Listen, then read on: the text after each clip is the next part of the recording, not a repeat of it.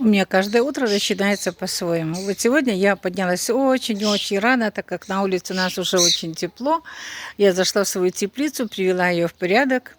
Вы знаете, когда мы косим газон, я этой травой устилаю теплицу. Но меня так научил агроном один. Это очень удобно. Не растет трава, ну а потом, когда перекапываете, хорошее удобрение.